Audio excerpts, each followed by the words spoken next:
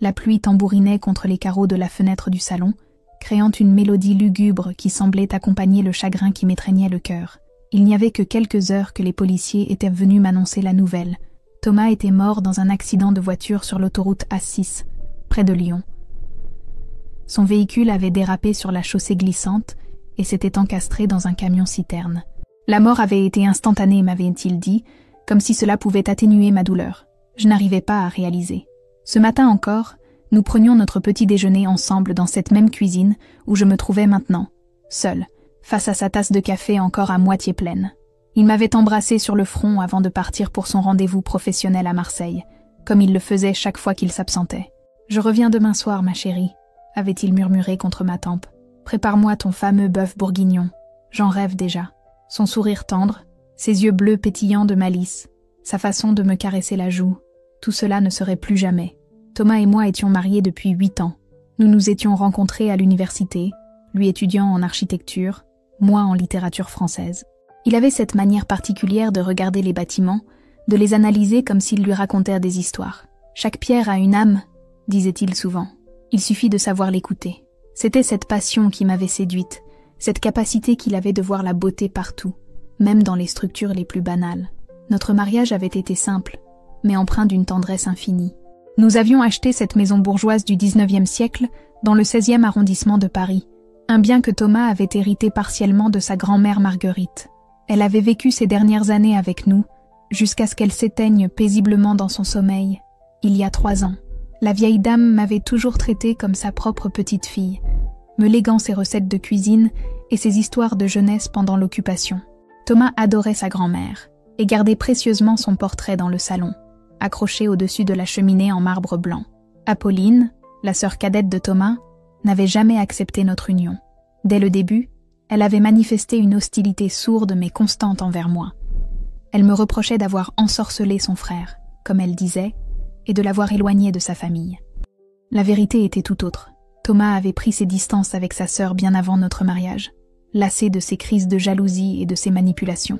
Apolline avait toujours été l'enfant gâté de la famille, celle qui obtenait tout ce qu'elle voulait par les larmes ou les chantages affectifs. Contrairement à Thomas qui avait hérité de la sensibilité artistique de leur grand-mère, Apolline s'était lancée dans la finance. Elle dirigeait une petite société de conseil en investissement et menait un train de vie largement au-dessus de ses moyens réels. Thomas s'inquiétait souvent de ses dépenses inconsidérées, de ses achats compulsifs de vêtements de luxe et de ses vacances dispendieuses. « Elle va finir par se ruiner », me confiait-il parfois. Mais elle ne m'écoute jamais. Elle pense que l'argent pousse sur les arbres. Leurs parents étaient décédés dans un accident d'avion quand Thomas avait 22 ans et Apolline 19. C'était leur grand-mère Marguerite qui les avait recueillis et élevés jusqu'à leur majorité. Elle possédait plusieurs biens immobiliers, dont cette maison parisienne, et un portefeuille d'actions non négligeable. À sa mort, elle avait légué la majeure partie de sa fortune à Thomas, considérant qu'il était l'aîné et le plus responsable des deux. Apolline avait hérité d'un appartement à Neuilly et d'une somme d'argent conséquente, mais elle avait tout dilapidé en moins de 2 ans. Depuis, elle multipliait les tentatives pour soutirer de l'argent à son frère. Thomas, par bonté d'âme, lui avait plusieurs fois rendu service, payant ses dettes de carte de crédit ou finançant ses projets professionnels bancals. Mais ces derniers mois, il avait commencé à refuser ses demandes, las de ses mensonges et de sa mauvaise foi. « Elle doit apprendre à être responsable », m'avait-il dit la semaine dernière, après qu'Apolline lui eut demandé de cautionner un emprunt pour acheter une voiture de sport. « Je ne peux pas passer ma vie à réparer ses erreurs. » Cette décision avait provoqué une dispute terrible entre le frère et la sœur. Apolline avait quitté notre maison en claquant la porte, non sans m'avoir lancé un regard chargé de haine. « C'est à cause de cette garce », avait-elle craché en me désignant du doigt. « Avant qu'elle arrive, tu ne me refusais jamais rien. » Thomas l'avait fermement remise à sa place, lui interdisant de m'insulter, mais je sentais bien que cette histoire n'était pas terminée. Maintenant qu'il n'était plus là, j'allais devoir affronter seule la fureur d'Apolline. Je connaissais assez bien ma belle-sœur pour savoir qu'elle ne manquerait pas de profiter de la situation. Thomas m'avait souvent dit qu'en cas de problème, je pouvais compter sur Maître Dubois, son notaire, un homme intègre qui connaissait parfaitement nos affaires. Mais à cette heure tardive, impossible de le joindre. J'étais encore perdue dans mes pensées quand j'entendis la sonnette retentir avec insistance. Il était près de minuit. Qui pouvait bien venir à une heure pareille? Mon cœur se serra quand je reconnus la silhouette d'Apolline à travers le verre dépoli de la porte d'entrée. Elle était accompagnée d'un homme que je ne connaissais pas, un type costaud aux allures de garde du corps. « Ouvre cette porte immédiatement !» cria-t-elle en tambourinant contre le battant. « Je sais que tu es là !» Mes mains tremblaient quand je tournai la clé dans la serrure. Apolline se rua à l'intérieur, suivie de son acolyte. Elle portait un long manteau noir qui ruisselait de pluie et ses cheveux châtains étaient collés sur son crâne. Ses yeux verts, si semblables à ceux de Thomas, brillaient d'une lueur mauvaise. « Mes condoléances pour ton mari », dit-elle d'un ton qui ne trahissait aucune émotion sincère. « J'imagine que tu dois être bouleversée. Apolline, qu'est-ce que tu fais ici? Et qui est cet homme? »« Marc, mon associé », répondit-elle sèchement. « Nous venons régler certaines questions urgentes concernant l'héritage. »« L'héritage ? Mais Thomas vient à peine de... » Je ne pus terminer ma phrase, étranglée par l'émotion. « Justement, il faut agir vite. Les formalités administratives sont complexes et il y a des dispositions particulières à prendre. » Elle s'avança dans le salon, inspectant les lieux comme si elle en prenait possession. Cette maison appartenait à ma grand-mère, ne l'oublie pas. Et maintenant qu'il n'y a plus d'héritier direct... Comment ça, plus d'héritier direct? Je suis sa femme. Apolline eut un sourire glacial. Sa femme, certes, mais vous n'avez pas d'enfant. Et selon le testament de grand-mère Marguerite, en cas de décès de Thomas sans descendance, la maison revient à la famille de sang, c'est-à-dire à moi. C'est impossible. Thomas m'aurait prévenu d'une clause pareille. Mon frère n'a jamais été très doué pour les questions juridiques, répondit Apolline en haussant les épaules. Il faisait confiance, comme toujours, trop confiance.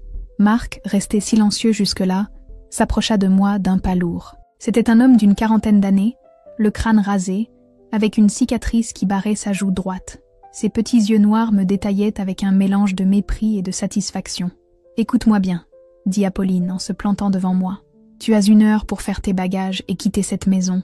1 heure, pas 1 minute de plus. Tu es folle. C'est chez moi ici. J'ai vécu 8 ans dans cette maison avec Thomas. 8 belles années, j'en conviens. Mais c'est terminé maintenant. » Sa voix se fit plus dure. « Tu n'as plus rien à faire ici. Cette maison, ces meubles, tout m'appartient désormais. Je veux voir des papiers, des documents officiels. Tu ne peux pas me chasser comme ça. Les papiers, tu les verras demain chez le notaire. En attendant, tu dégages. » Elle fit un signe à Marc qui s'avança vers moi d'un air menaçant. « Je n'irai nulle part. Pas ce soir, pas dans cet état. »« Si, tu vas partir. Et tout de suite. » Apolline ouvrit grand la porte d'entrée, laissant entrer les bourrasques de vent et de pluie. « Dehors. Apolline, sois raisonnable. Il pleut à torrent. Je n'ai nulle part où aller à cette heure. » Tu aurais dû y penser avant. Son regard était d'une froideur implacable. « Tu as profité assez longtemps de la générosité de ma famille. La récréation est terminée. » Marc me saisit brutalement par le bras. « Allez, on ne va pas y passer la nuit. Dehors. Lâchez-moi. Vous n'avez pas le droit. »« J'ai tous les droits, » intervint Apolline. « Cette maison est à moi maintenant. Et je ne veux plus te voir ici. » Je tentais de me débattre, mais Marc était beaucoup plus fort que moi. Il me traîna vers la sortie malgré mes protestations. Sur le seuil, je me retournai une dernière fois vers Apolline. « Thomas ne te pardonnera jamais ça. Thomas est mort, » répliqua-t-elle froidement. « Et les morts ne parlent pas. » La porte se referma dans un claquement sec, me laissant dehors sous la pluie battante. Je restai quelques instants immobile, abasourdi par ce qui venait de m'arriver. L'eau ruisselait sur mon visage, mêlant mes larmes à la pluie. Mes vêtements étaient déjà trempés, et je commençais à frissonner de froid. Comment Apolline pouvait-elle me faire ça? Le soir même de la mort de son frère? Cette cruauté dépassait tout ce que j'avais pu imaginer de sa part. Mais en même temps, je la connaissais assez pour savoir qu'elle était capable du pire quand ses intérêts étaient en jeu. Je cherchais refuge sous l'auvent d'une boutique fermée, quelques mètres plus loin. De là, je pouvais voir les fenêtres éclairées de ce qui avait été ma maison. Apolline et Marc étaient en train de fouiller les pièces, probablement à la recherche de tout ce qui pouvait avoir de la valeur. Cette pensée me révolta. Comment osait-elle profaner ainsi le sanctuaire de nos souvenirs communs? Soudain, je me souvins des paroles que Thomas m'avait dites quelques semaines plus tôt. Nous regardions un film policier à la télévision quand il s'était tourné vers moi avec un air mystérieux. « Tu sais, ma chérie, si jamais il m'arrivait quelque chose, il y a une lettre que j'ai cachée pour toi. »« Une lettre? Quel genre de lettre? » ?»« Des instructions importantes, des choses que tu dois savoir. » Il avait souri en voyant mon expression inquiète. « Ne fais pas cette tête, c'est juste par précaution. On ne sait jamais ce que la vie nous réserve. » Et où as-tu caché cette fameuse lettre? Derrière le portrait de grand-mère Marguerite, dans le salon. Si un jour tu as des ennuis, va la chercher. Elle contient tout ce dont tu auras besoin. Sur le moment, j'avais pris cette confidence pour une plaisanterie. Thomas avait parfois un côté un peu romantique, un peu théâtral, qui l'amenait à dramatiser les situations les plus banales. Mais maintenant, sous cette pluie glacée, chassée de ma propre maison par ma belle-sœur, ces paroles prenaient une toute autre résonance. Il fallait que je récupère cette lettre. Mais comment faire? Apolline et Marc étaient encore dans la maison et ils ne me laisseraient certainement pas entrer. Je devais attendre qu'ils s'en aillent ou trouver un autre moyen de pénétrer à l'intérieur. Je connaissais parfaitement la maison et ses moindres recoins. Il y avait une petite fenêtre à l'arrière, celle de la buanderie, qui fermait mal. Thomas avait toujours remis à plus tard la réparation de ce défaut. « C'est notre sortie de secours », plaisantait-il. Cette nuit, elle allait peut-être me sauver. Mais d'abord, il fallait que j'attende le départ d'Apolline et de son sbire. Frigorifiée, je me collais contre le mur de la boutique, essayant de trouver un peu de chaleur. Mes dents claquaient et mes vêtements trempés me collaient à la peau. Cette attente dans le froid et l'humidité me sembla durer une éternité. Vers 2 heures du matin, je vis enfin Apolline et Marc sortir de la maison. Ils portaient plusieurs sacs et semblaient satisfaits de leur expédition nocturne.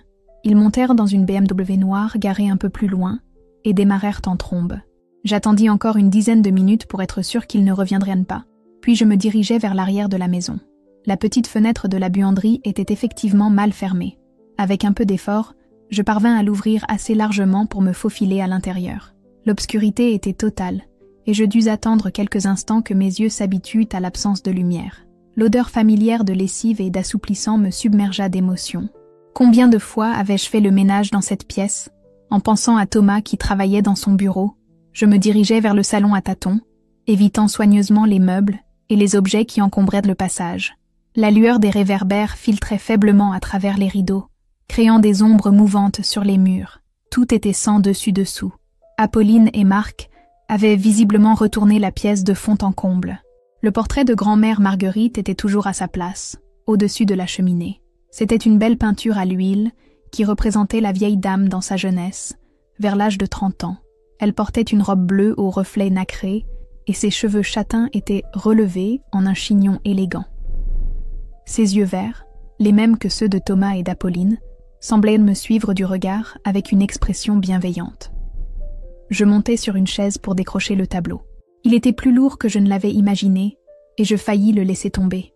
Une fois posé sur le sol, je le retournai et examinai l'arrière du cadre à la faible lueur de mon téléphone portable. Effectivement, une enveloppe était scotchée contre le dos de la toile, soigneusement dissimulée. Mon cœur se mit à battre plus fort quand je reconnus l'écriture de Thomas sur l'enveloppe. « Pour ma chérie Claire, si tu lis cette lettre, c'est que je ne suis plus là pour te protéger. » Mes mains tremblaient quand j'ouvris l'enveloppe. Elle contenait plusieurs feuillets manuscrits et ce qui ressemblait à des photocopies de documents officiels. Je commençai à lire la lettre à la lueur de mon téléphone. Ma Claire adorée, si tu lis ces lignes, c'est que mes craintes se sont malheureusement réalisées et qu'Apolline a tenté de s'emparer de notre maison. Je connais ma sœur mieux que quiconque et je sais de quoi elle est capable quand l'argent est en jeu. Ce que tu dois savoir avant tout, c'est qu'Apolline te ment. La maison ne lui revient pas automatiquement en cas de mon décès. Grand-mère Marguerite avait effectivement inclus une clause dans son testament stipulant qu'en l'absence d'héritier direct, le bien reviendrait à la famille de sang. Mais cette clause a été annulée par un codicille rédigé 2 mois avant sa mort. Grand-mère avait fini par comprendre la vraie nature d'Apolline. Elle avait découvert que ma sœur lui mentait sur ses difficultés financières et qu'elle utilisait l'argent qu'elle lui donnait pour jouer au casino. Cette révélation l'avait profondément blessée et elle avait décidé de modifier ses dernières volontés. Le codicille, dont tu trouveras une copie avec cette lettre, stipule clairement que la maison doit revenir à mon épouse légitime en cas de mon décès, quelle que soit la situation. Grand-mère t'aimait comme sa propre petite-fille, et elle voulait s'assurer que tu serais protégée. Apolline ignore l'existence de ce codicille. Maître Dubois et moi avions décidé de garder le secret, craignant que ma sœur ne tente quelque chose de désespéré si elle apprenait qu'elle n'hériterait finalement de rien. Mais ce n'est pas tout, ma chérie. Il y a des choses bien plus graves que tu dois savoir sur Apolline. Je m'arrêtai de lire, saisie d'une appréhension grandissante. Qu'avait donc découvert Thomas sur sa sœur? Je repris ma lecture, le cœur battant. Depuis plusieurs mois, j'ai des soupçons sur les activités réelles d'Apolline. Sa société de conseil financier n'est qu'une façade. En réalité, elle trempe dans des affaires louches, du blanchiment d'argent pour des organisations criminelles. J'ai rassemblé des preuves de ces agissements que tu trouveras également dans cette enveloppe. Ce qui m'inquiète le plus, c'est qu'Apolline semble prête à tout pour faire taire ceux qui la gênent. Elle a déjà menacé plusieurs personnes qui s'approchaient trop près de la vérité. J'ai peur qu'elle ne s'en prenne à moi si elle découvre que je suis au courant de ses activités. Si tu lis cette lettre, c'est peut-être parce qu'il m'est arrivé quelque chose. Dans ce cas, sois très prudente avec Apolline. Elle peut être dangereuse quand elle se sent acculée. Rends-toi immédiatement chez Maître Dubois avec tous ces documents. Il saura quoi faire. Et surtout, ne reste pas seule face à ma sœur. Elle est plus rusée et plus impitoyable que tu ne peux l'imaginer. Je t'aime plus que tout au monde, ma Claire. Tu as été le bonheur de ma vie, et j'espère que ces documents t'aideront à obtenir justice. Ton Thomas qui t'aime pour l'éternité. Les larmes me brouillaient à la vue quand je terminais la lecture de cette lettre bouleversante. Thomas avait pressenti sa mort, et il avait tout fait pour me protéger. Mais ces révélations sur Apolline me glaçaient le sang. Si sa sœur était vraiment impliquée dans des activités criminelles, jusqu'où était-elle capable d'aller pour protéger ses secrets? Je regardai rapidement les autres documents contenus dans l'enveloppe. Il y avait effectivement le codicille du testament de grand-mère Marguerite, qui me désignait clairement comme héritière de la maison. Il y avait aussi des relevés bancaires suspects, des photocopies de chèques douteux, et ce qui ressemblait à des enregistrements téléphoniques compromettants. Soudain, j'entendis le bruit d'une clé dans la serrure de la porte d'entrée. Mon sang se glaça. Apolline revenait. Rapidement, je remis tous les documents dans l'enveloppe et la glissai sous mon pull trempé. Puis je remis le tableau en place et sautai de la chaise. Il fallait que je sorte de là au plus vite. Je me dirigeais vers la buanderie, mais j'entendis déjà des pas dans le couloir. Apolline et Marc étaient entrés dans la maison et ils se dirigeaient vers le salon. J'étais prise au piège. J'entendis la voix d'Apolline qui résonnait dans le couloir. « Marc, va vérifier que toutes les fenêtres sont bien fermées. Je ne veux pas que cette garce trouve un moyen de revenir. » Son ton était glacial, déterminé. Je me glissai rapidement derrière le grand canapé en cuir du salon, me recroquevillant dans l'ombre. Mon cœur battait si fort que j'avais peur qu'on l'entende. « Qu'est-ce qu'on fait de tous ces trucs ?» demanda Marc, en désignant apparemment les affaires personnelles éparpillées dans la pièce. « On brûle tout ce qui peut nous compromettre. Les papiers, les photos, les lettres. Je veux que cette maison soit parfaitement nettoyée avant que les autorités ne viennent fouiner. » La voix d'Apolline se rapprochait dangereusement. « Et d'abord, on va vérifier si cette idiote n'a pas caché quelque chose d'important. » Mon sang se figea. Si elle découvrait que le portrait avait été déplacé, elle comprendrait immédiatement que j'étais revenue et que j'avais trouvé la lettre. Je serrai l'enveloppe contre ma poitrine, sentant le papier se froisser sous la pression de mes mains moites. « Tu crois vraiment que ton frère a pu laisser des preuves contre toi ?» demanda Marc. Thomas était beaucoup plus malin qu'il n'y paraissait. Ces derniers mois, il me posait des questions bizarres sur mes affaires, sur mes clients. Il avait cette façon de me regarder, comme s'il savait quelque chose. Apolline s'arrêta juste devant la cheminée, à quelques mètres de ma cachette. Et puis, il y a eu cette dispute il y a 2 semaines. Il m'a clairement fait comprendre qu'il ne me couvrirait plus si j'avais des ennuis. Qu'est-ce qu'il a dit exactement ? Il m'a dit que si je continuais mes petites magouilles, comme il les appelait, il serait obligé de prendre ses distances, que notre grand-mère ne m'aurait jamais pardonné de salir le nom de la famille. La voix d'Apolline se durcit. Le con ne se rendait pas compte que sans mes petites magouilles, comme il disait, on serait tous les deux dans la merde depuis longtemps. Je ne comprenais pas tout à fait ce dont il parlait, mais il était clair que Thomas avait découvert quelque chose de grave sur les activités de sa sœur. Et maintenant, il était mort dans un accident de voiture. Un accident... Vraiment ? Bon, on va fouiller méthodiquement, reprit Apolline. Commence par les tiroirs du bureau. Moi, je vais vérifier les cachettes possibles. J'entendis Marc s'éloigner vers le bureau de Thomas, dans la pièce adjacente.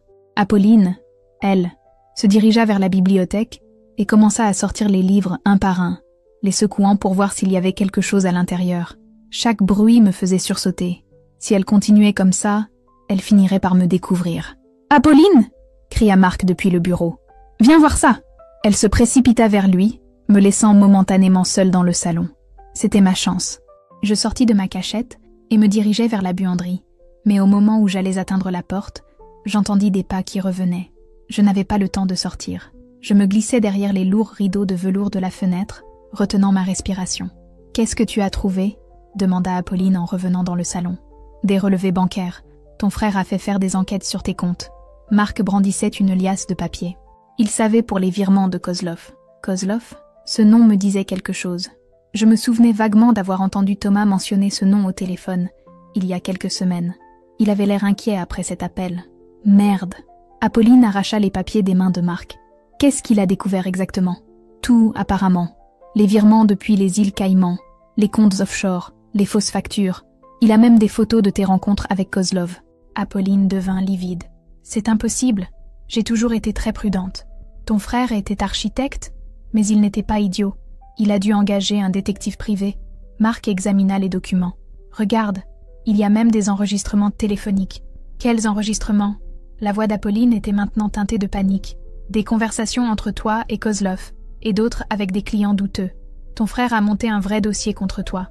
Je commençais à comprendre l'ampleur du problème.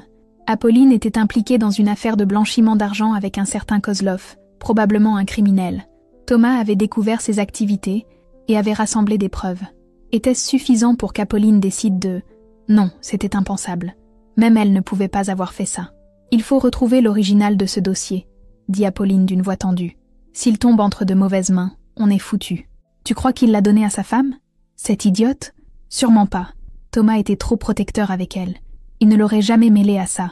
Apolline réfléchissait à voix haute. Non, il a dû le cacher quelque part, ou le confier à son notaire. Maître Dubois? Exactement. C'est lui qui s'occupe de toutes les affaires de la famille depuis des années. Si Thomas voulait mettre ce dossier en sécurité, c'est là qu'il l'aurait déposé. Mon cœur s'emballa. Ils allaient s'en prendre à Maître Dubois. Je devais absolument le prévenir. Mais comment faire? J'étais coincée dans cette maison avec 2 criminels qui ne reculeraient devant rien pour récupérer les preuves de leurs méfaits. « Qu'est-ce qu'on fait ?»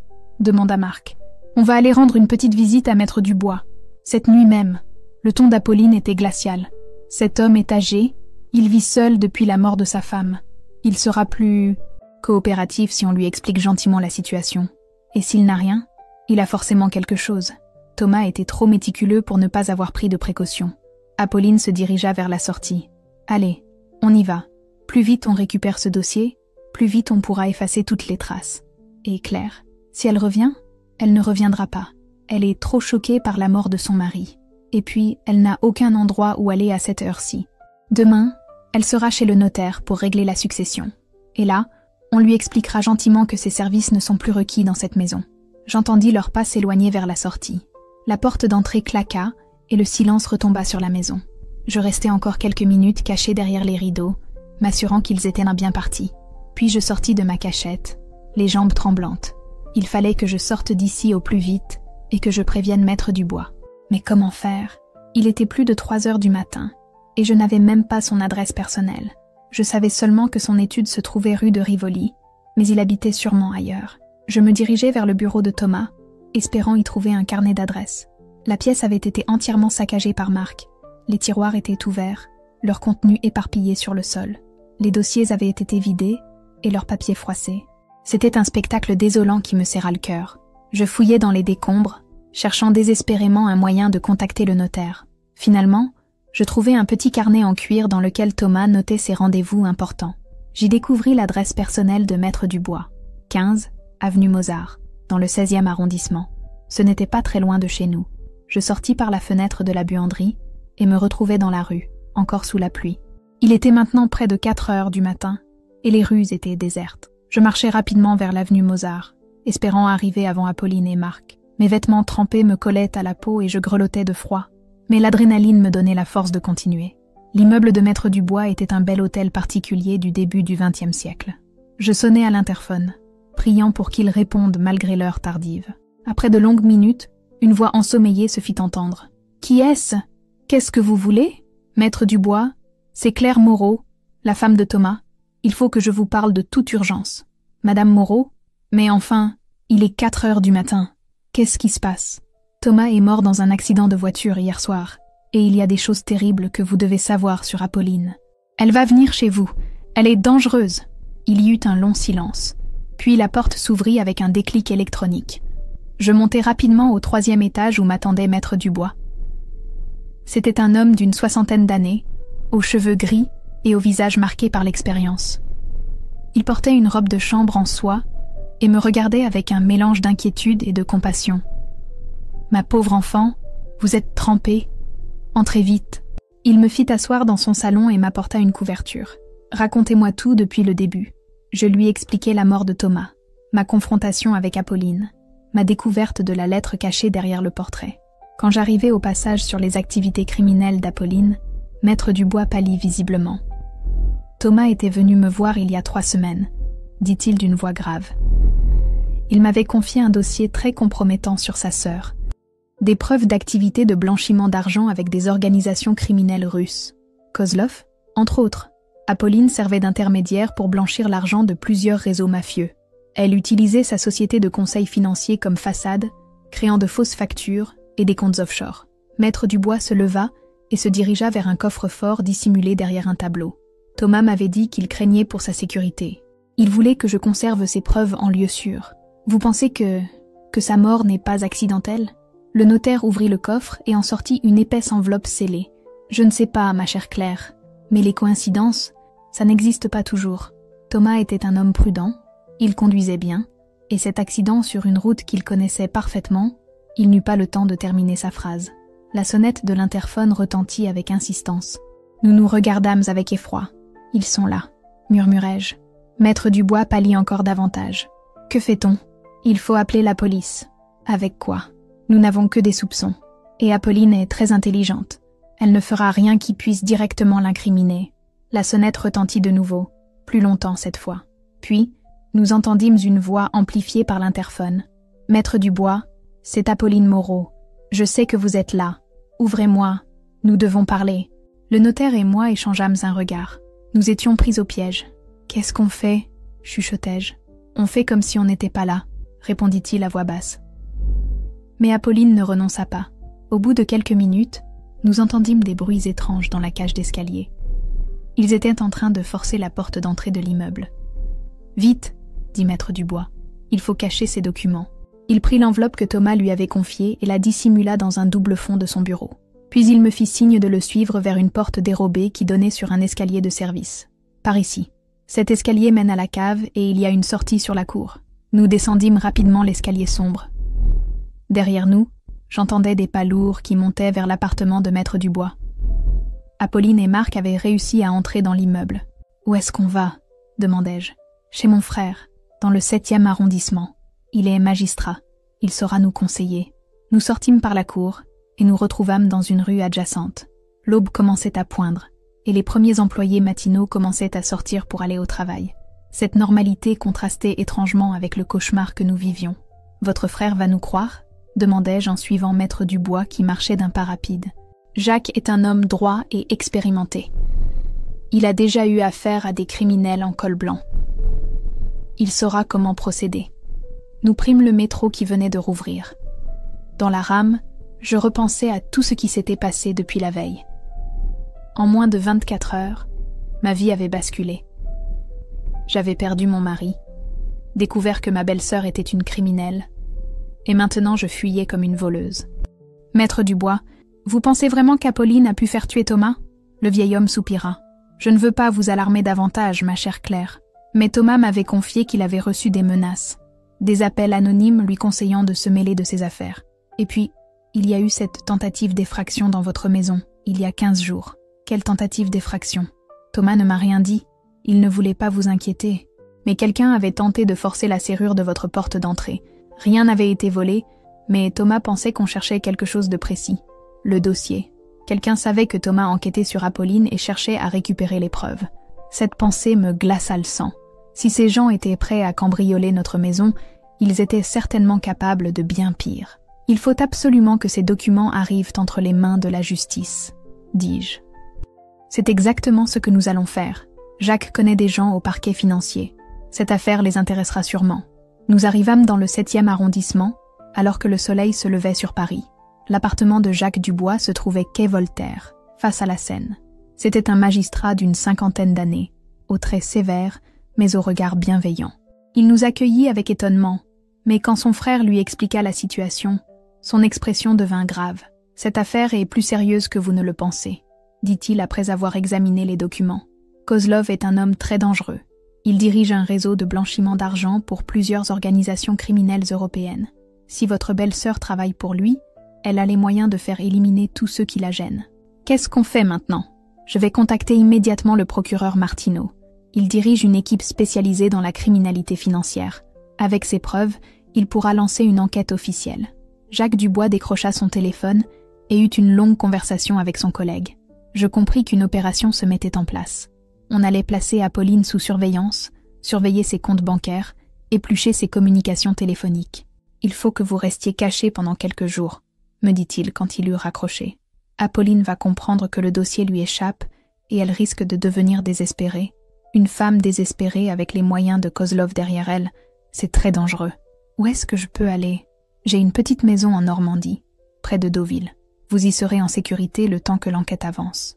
Maître Dubois approuva. C'est une excellente idée. Et moi, je vais retourner discrètement chez moi pour récupérer les documents originaux. Surtout pas, intervint son frère. Apolline vous attend sûrement. Elle va vous faire surveiller. Alors comment fait-on pour récupérer le dossier? On envoie les forces de l'ordre. Avec un mandat de perquisition, ils pourront fouiller votre appartement en toute légalité. L'étau se resserrait autour d'Apolline. Mais je n'arrivais pas à me réjouir. Cette femme avait peut-être tué mon mari. La douleur de sa perte, que j'avais un peu oubliée dans l'urgence de la situation, revenait me serrer le cœur. « Il faut que je retourne à la maison », dis-je soudain. « Je dois récupérer des affaires personnelles, des photos de Thomas, des souvenirs. »« C'est trop dangereux », protesta Jacques Dubois. « Apolline va sûrement faire surveiller la maison. Je m'en fiche. Je ne peux pas partir en laissant tous mes souvenirs derrière moi. Cette maison, c'est ma vie avec Thomas. » Les deux hommes se regardèrent, inquiets. Mais je n'étais pas d'humeur à discuter. Avec ou sans leur aide, je retournerai chez moi. Très bien, soupira finalement Jacques. Mais alors, on fait ça proprement, avec une escorte policière. 1 heure plus tard, j'étais dans une voiture banalisée, accompagnée de 2 inspecteurs en civil. Nous nous dirigions vers la maison où j'avais vécu 8 années de bonheur avec Thomas.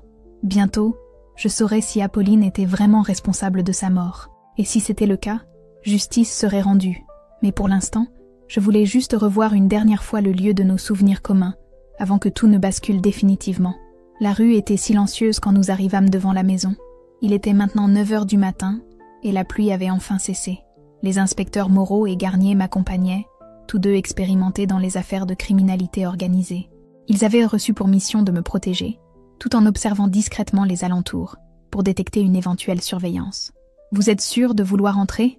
me demanda l'inspecteur Moreau, un homme d'une 40aine d'années au regard perçant. « Nous pouvons récupérer vos affaires à votre place. »« Non, j'ai besoin d'y aller moi-même. Il y a des choses que vous ne sauriez pas reconnaître, des objets qui n'ont de valeur que pour moi. » La maison semblait étrangement paisible vue de l'extérieur. Rien ne laissait deviner le drame qui s'y était joué quelques heures plus tôt. J'ouvris la porte avec ma clé, le cœur serré par l'émotion. L'odeur familière de cire d'abeille et de lavande me submergea. Thomas adorait cette odeur. « Ça sent le bonheur », disait-il souvent. L'intérieur était dans un état lamentable. Apolline et Marc avaient visiblement poursuivi leurs recherches après mon départ. Tous les tiroirs avaient été vidés, tous les placards fouillés. Mes livres préférés gisaient éparpillés sur le sol, leurs pages froissées.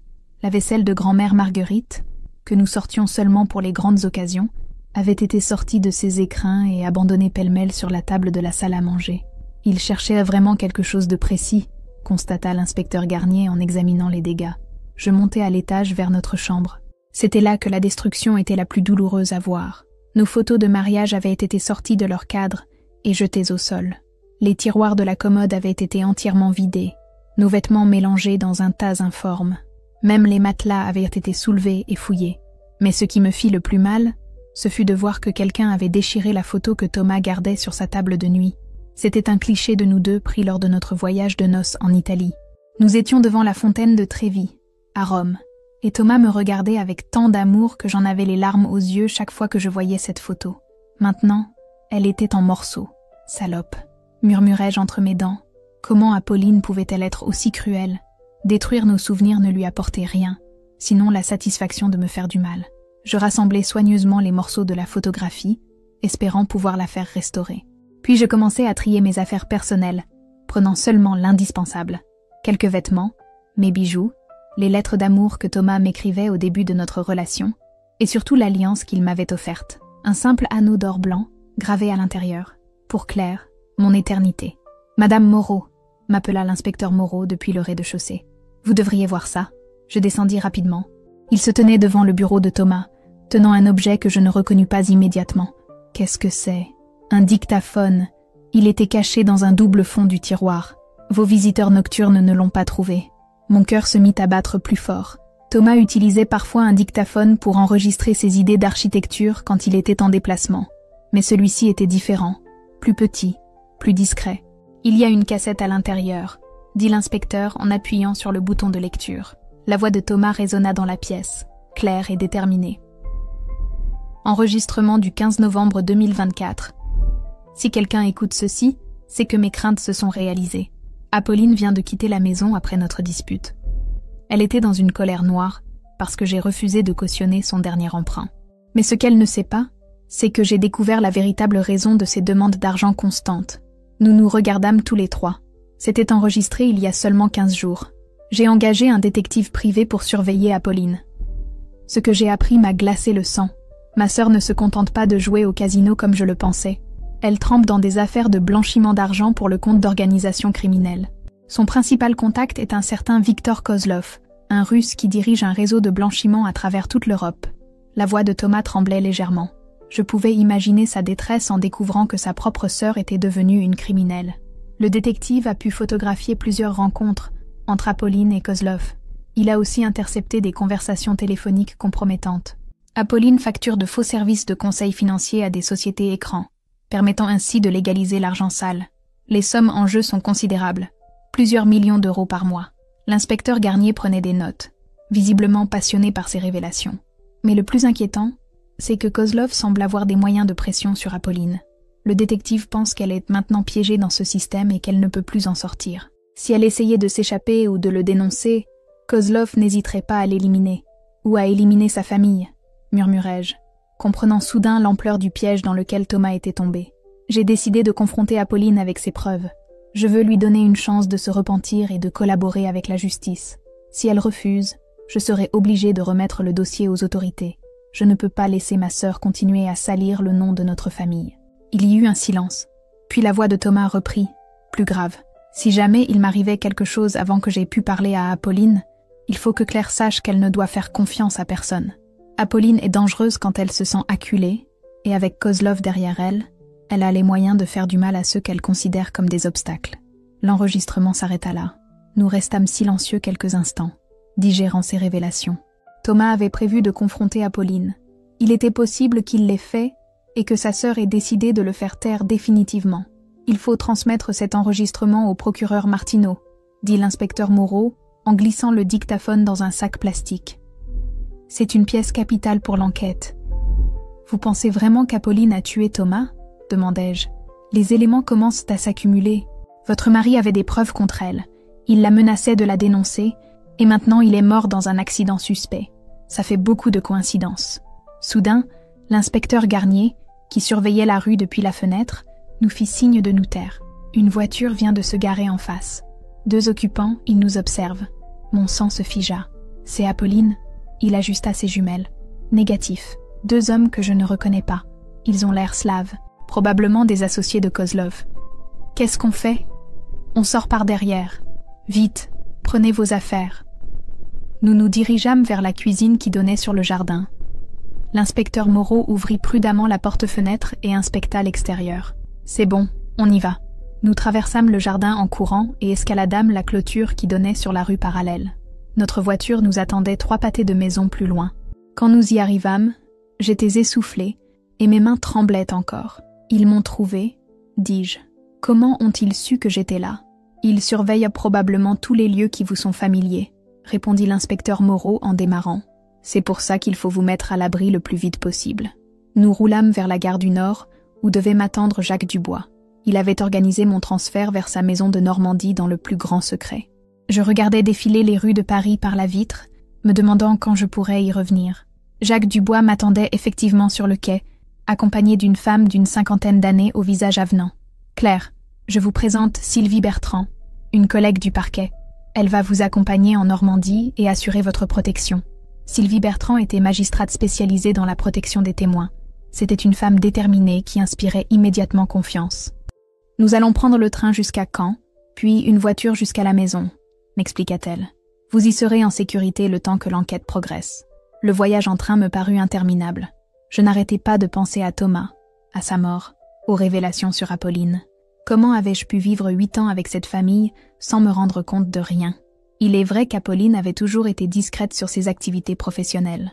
Elle prétendait conseiller de riches clients dans leurs investissements, mais elle ne donnait jamais de détails. « À quoi pensez-vous » me demanda Sylvie Bertrand. « À tous les signes que j'ai ratés, les coups de téléphone étranges d'Apolline, ses absences mystérieuses, ses rentrées d'argent inexpliquées. » Thomas s'en inquiétait, mais moi, je mettais ça sur le compte de la jalousie fraternelle. Ne vous accusez pas. Les criminels en col blanc sont souvent très doués pour dissimuler leurs activités. Et puis, personne ne veut croire que quelqu'un de sa famille puisse être impliqué dans de telles affaires. La maison de Jacques Dubois se trouvait près de Honfleur, dans un petit village côtier. C'était une ancienne ferme rénovée, entourée d'un grand jardin, et située à l'écart des routes principales. L'endroit était parfait pour se cacher. « Vous avez tout ce qu'il faut pour quelques jours », me dit Sylvie en me montrant les lieux. Nourriture, vêtements, télévision, et surtout, un téléphone sécurisé pour rester en contact avec l'enquête. Le premier jour, je ne fis que dormir et pleurer. La fatigue et l'émotion des dernières 48 heures me tombèrent dessus comme un coup près. J'avais l'impression de vivre un cauchemar dont je n'arrivais pas à me réveiller. Le deuxième jour, Sylvie reçut un appel du procureur Martineau. « Quoi de neuf ?» demandai-je avec anxiété. « Ils ont perquisitionné l'appartement d'Apolline et sa société. Ils ont trouvé des preuves accablantes, de faux contrats, des virements suspects, des communications avec Kozlov. Elle va être arrêtée dans les heures qui viennent. Et pour la mort de Thomas, c'est plus compliqué. Ils ont ouvert une enquête, mais pour l'instant, ils n'ont que des soupçons. Il faut des preuves matérielles pour prouver que l'accident a été provoqué. » Le troisième jour, nouvelle. Apolline avait été arrêtée à l'aéroport d'Orly, alors qu'elle tentait de prendre un vol pour Moscou. Elle avait sur elle de faux papiers et une importante somme d'argent liquide. Elle a craqué lors de l'interrogatoire, m'annonça Sylvie. Elle a avoué ses activités de blanchiment, mais elle nie catégoriquement être impliquée dans la mort de son frère. Vous la croyez? Les enquêteurs ont des doutes. Son alibi pour le soir de l'accident n'est pas solide. Elle prétend qu'elle était chez elle, seule, mais aucun témoignage ne le confirme. Le quatrième jour, coup de théâtre. Marc, l'acolyte d'Apolline, s'était rendu à la police. Confronté aux preuves et sachant qu'Apolline avait été arrêtée, il avait décidé de collaborer avec la justice. « Qu'est-ce qu'il a dit ?» demandai-je, le cœur battant. Sylvie consulta ses notes. Des choses très intéressantes. Selon lui, Apolline était effectivement sous la pression de Kozlov. Le Russe lui avait donné un ultimatum. Soit elle trouvait un moyen de récupérer l'argent qu'elle lui devait, soit elle en subissait les conséquences. Quel genre de conséquences? La mort. Kozlov ne plaisante pas avec ses débiteurs. Marc dit qu'Apolline était terrorisée et qu'elle cherchait désespérément une solution. Et Thomas? Marc affirme qu'Apolline lui avait parlé de l'héritage de la maison. Elle pensait qu'en héritant du bien de son frère, elle pourrait le vendre et rembourser Kozlov, mais Thomas refusait de l'aider financièrement et il la menaçait de la dénoncer. Je commençais à comprendre l'engrenage fatal. Apolline, acculée par Kozlov et menacée par Thomas, avait peut-être décidé que la mort de son frère résoudrait tous ses problèmes. Marc a-t-il avoué avoir participé au meurtre de Thomas? Il jure qu'il n'est au courant de rien. Selon lui, Apolline lui a seulement demandé de l'aider à fouiller la maison après l'accident. Elle lui avait dit qu'elle cherchait des documents familiaux importants. Mais le 5e jour apporta la révélation que j'attendais. Les experts de la police scientifique avaient examiné l'épave de la voiture de Thomas. Ils avaient découvert des traces de sabotage sur le système de freinage. Les freins ont été trafiqués, m'annonça Sylvie d'une voix grave. Quelqu'un a sectionné les durites avec un outil tranchant. Votre mari n'a pas pu freiner dans le virage. C'est pour ça qu'il a percuté le camion. Cette fois, je m'effondrais complètement. Savoir que Thomas avait été assassiné, que sa mort n'était pas un accident, me faisait un mal atroce. Quelqu'un l'avait tué de sang-froid, avait programmé sa mort. Apolline, les enquêteurs penchent pour elle, mais ils n'ont pas encore de preuves formelles. Elle continue à nier et son avocat fait valoir qu'elle n'a pas les compétences techniques pour saboter une voiture. Et Kozlov, c'est possible aussi. Il a des hommes de main qui sont capables de tout. Mais pourquoi aurait-il fait ça? Thomas ne le gênait pas directement. Le 6e jour, alors que je commençais à désespérer, Sylvie reçut un appel qui allait tout changer. Ils ont arrêté Kozlov à la frontière belge, m'annonça-t-elle avec excitation. Et figurez-vous qu'il avait sur lui un téléphone portable avec des messages très intéressants. Quel genre de messages? Des SMS échangés avec Apolline. Dans l'un d'eux, daté de la veille de l'accident, elle écrit « Le problème sera réglé demain soir. Mon frère ne nous dérangera plus. » Cette fois, c'était la preuve formelle. Apolline avait bel et bien organisé la mort de Thomas. Ma belle-sœur était une meurtrière, mais Sylvie n'avait pas terminé. Il y a autre chose. Dans un autre message, Kozlov répond « Parfait. Dimitri s'en est occupé comme convenu. Ton frère a eu un bel accident. » Dimitri? Un des hommes de main de Kozlov, un spécialiste du sabotage. Les enquêteurs pensent que c'est lui qui a trafiqué les freins de la voiture. Tout devenait clair maintenant. Apolline avait commandité le meurtre de Thomas pour hériter de la maison et rembourser ses dettes à Kozlov. Elle avait fait appel au service d'un tueur professionnel pour maquiller le crime en accident. Ils vont l'inculper pour assassinat? C'est déjà fait. Apolline a été mise en examen pour meurtre avec préméditation. Elle risque la réclusion criminelle à perpétuité. Justice serait donc rendue. Thomas pourrait reposer en paix. Mais moi, est-ce que je pourrais un jour me remettre de cette tragédie? Comment vivre en sachant que l'homme que j'aimais avait été tué par sa propre sœur?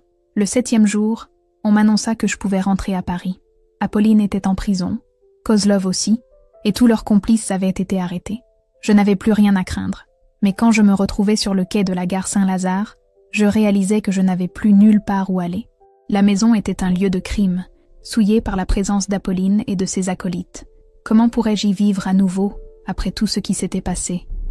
Maître Dubois m'attendait. Il avait de bonnes nouvelles. Le codicille de votre grand-mère a été validé par le tribunal. La maison vous appartient légalement. Vous pouvez en faire ce que vous voulez. Ce que je voulais? Pour l'instant, je ne savais même pas si j'avais encore envie de vivre. 6 mois plus tard, j'étais assise dans le box des parties civiles au palais de justice de Paris. Le procès d'Apolline Moreau pour l'assassinat de son frère Thomas venait de commencer. Elle était là, à quelques mètres de moi, vêtue d'un tailleur sombre, les cheveux tirés en arrière, le visage fermé. Elle évitait soigneusement de croiser mon regard. À côté d'elle se tenait Victor Kozlov, l'homme qui avait orchestré ce meurtre. C'était un quinquagénaire aux traits durs, aux yeux froids comme l'acier. Il affichait un mépris souverain pour toute cette procédure, comme s'il était au-dessus des lois.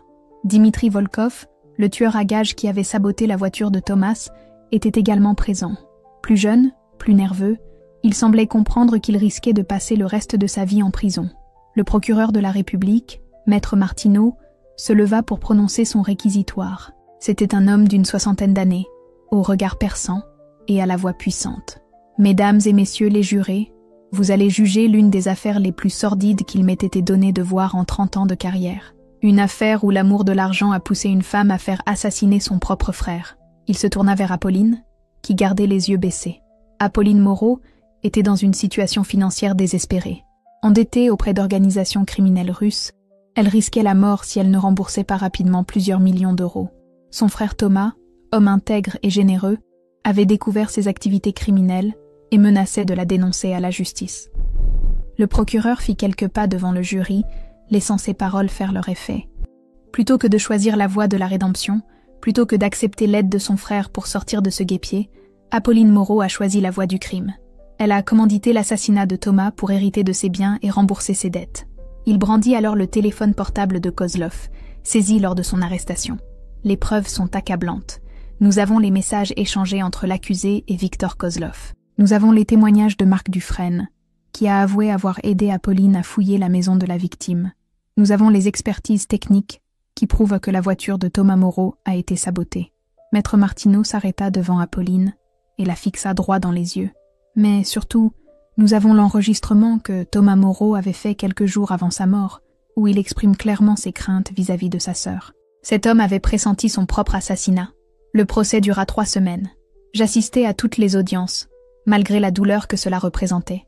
Je voulais entendre toute la vérité sur la mort de Thomas. Je voulais comprendre comment Apolline avait pu en arriver là. Les témoignages furent accablants. Marc Dufresne, qui avait bénéficié d'un accord avec le procureur en échange de sa coopération, raconta par le menu les activités criminelles d'Apolline.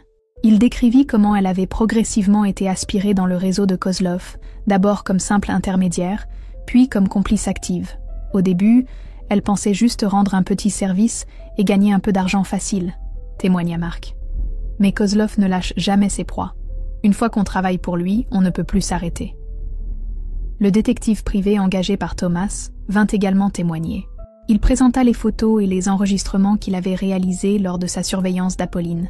On voyait ma belle-sœur rencontrer Kozlov dans des cafés discrets, échanger des enveloppes, avoir des conversations visiblement tendues. Monsieur Moreau était très inquiet pour sa sœur, déclara le détective. Il espérait pouvoir la convaincre de se repentir et de collaborer avec la justice. Il ne voulait pas la voir finir en prison. Maître Dubois témoigna également, racontant comment Thomas était venu le voir pour lui confier le dossier compromettant sur Apolline. Il m'avait dit « Si jamais il m'arrive quelque chose, il faut que Claire sache qu'Apolline est dangereuse. » Ces paroles me hantent encore aujourd'hui. L'expert en automobile qui avait examiné l'épave de la voiture de Thomas fit une démonstration technique impressionnante.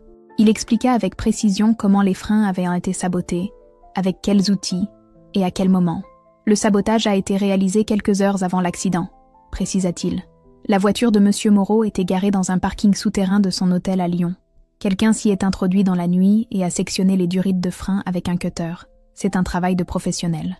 Dimitri Volkov, le tueur à gages, avait finalement accepté de témoigner contre ses employeurs. C'était un homme d'une trentaine d'années, ancien militaire devenu criminel. Il raconta sans émotion comment il avait reçu l'ordre de neutraliser Thomas Moreau. Kozlov m'a dit que c'était un type qui fouinait trop dans les affaires de sa sœur, que si on ne l'arrêtait pas, tout le réseau risquait de tomber. Sa voix était monocorde, comme s'il parlait d'une chose banale. J'ai suivi Moreau jusqu'à Lyon, j'ai repéré où il garait sa voiture, et j'ai fait le nécessaire. « Vous n'avez eu aucun scrupule à tuer un innocent ?» lui demanda l'avocat général. Dimitri haussa les épaules. « Dans mon métier, on ne se pose pas ce genre de questions. Un contrat, c'est un contrat. » Cette froideur me révolta. Pour cet homme, la vie de Thomas n'avait aucune valeur. C'était juste un obstacle à éliminer. Mais le moment le plus difficile fut quand Apolline monta enfin à la barre. Elle avait beaucoup maigri depuis son arrestation. Ses cheveux avaient maigrisonné et son regard avait perdu tout éclat. Elle ressemblait à un fantôme. Son avocat, maître Delcourt, avait construit sa défense sur l'état de contrainte dans lequel se trouvait sa cliente. Apolline Moreau était une femme terrorisée, plaida-t-il. Menacée de mort par Kozlov, elle n'avait plus aucune liberté de choix. C'était lui ou elle. Et quand on lui a proposé cette solution concernant son frère, elle a accepté sous la contrainte. Mais quand le procureur l'interrogea, Apolline s'effondra. « Madame Moreau, reconnaissez-vous avoir envoyé ce message à Victor Kozlov? Le problème sera réglé demain soir. Mon frère ne nous dérangera plus ?» Apolline resta silencieuse un long moment, puis murmura. « Oui. Reconnaissez-vous avoir eu connaissance du fait que Dimitri Volkov allait saboter la voiture de votre frère? » Nouvelle hésitation. « Oui. Reconnaissez-vous avoir donné à Victor Kozlov les informations nécessaires pour localiser votre frère à Lyon? » Cette fois, Apolline éclata en sanglots. « Oui, oui, j'ai tout fait. Mais vous ne comprenez pas? Kozlov m'avait dit qu'il tuerait Thomas de toute façon s'il continuait à fouiner. Au moins, comme ça ressemblerait à un accident. » L'aveu était complet. Apolline venait de reconnaître sa culpabilité devant toute la cour. « Pourquoi ?» lui demandai-je soudain, en me levant de mon siège. « Pourquoi avoir fait ça à Thomas? Il t'aimait, il voulait t'aider. » Le président du tribunal me rappela à l'ordre, mais Apolline me regarda enfin dans les yeux. « Parce que j'avais peur, » cria-t-elle. « J'avais peur de mourir, et Thomas ne comprenait pas. Il croyait qu'on pouvait négocier avec des gens comme Kozlov, qu'on pouvait leur expliquer. Mais on ne négocie pas avec la mafia russe. Alors tu as préféré le faire tuer plutôt que de demander son aide. Je pensais que ça arrangerait tout, que j'hériterais de la maison, que je pourrais rembourser Kozlov et que tout redeviendrait normal. Normal, en tuant ton propre frère? » Apolline s'effondra complètement. « Je ne voulais pas qu'il meure. Je voulais juste qu'il arrête de se mêler de mes affaires. Mais Kozlov m'a dit que c'était la seule solution. » Cette scène me brisa le cœur. Voir Apolline dans cet état, comprendre qu'elle avait agi par lâcheté plus que par méchanceté, ne diminuait en rien ma colère, mais ajoutait une dimension tragique à toute cette histoire. Le verdict tomba au bout de 3 semaines de procès. Apolline Moreau fut condamnée à 25 ans de réclusion criminelle pour complicité d'assassinat.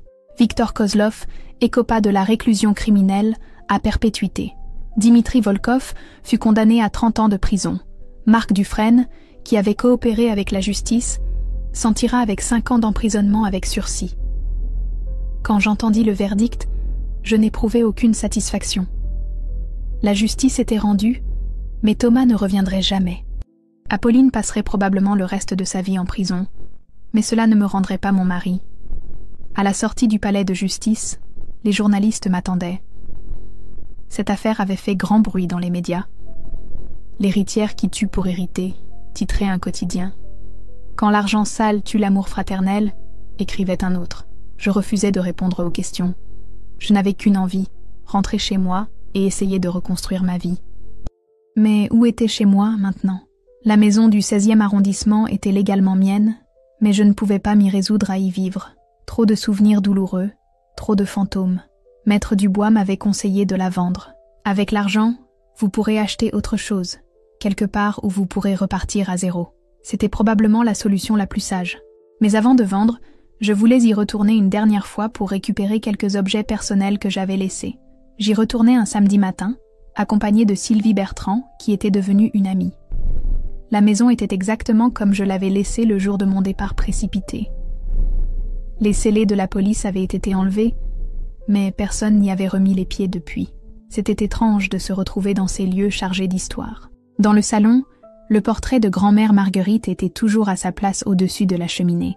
Elle semblait me regarder avec bienveillance, comme si elle approuvait mon combat pour la vérité. Je montai dans notre ancienne chambre et rassemblai les derniers objets auxquels je tenais, les lettres d'amour de Thomas, quelques bijoux de famille, et surtout cette photographie déchirée de notre voyage de noces que j'avais fait restaurer. Elle trônait maintenant dans un cadre neuf sur ma table de chevet. Au moment de partir, je m'arrêtai devant le bureau de Thomas. C'était là qu'il travaillait sur ses projets d'architecture, là qu'il avait découvert les activités criminelles de sa sœur, là qu'il avait enregistré ses dernières volontés.